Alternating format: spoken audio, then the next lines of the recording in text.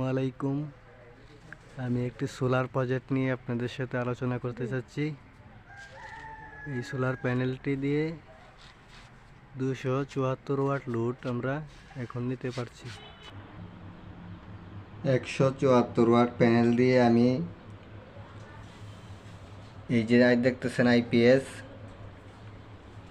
এই যে হলো ব্যাটারি, অটো গাড়ির ইজি বাইকের ব্যাটারি,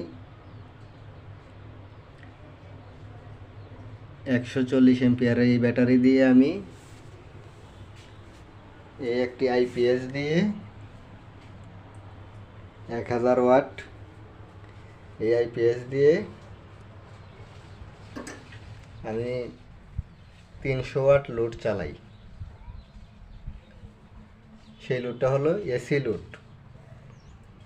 দেখেন এখন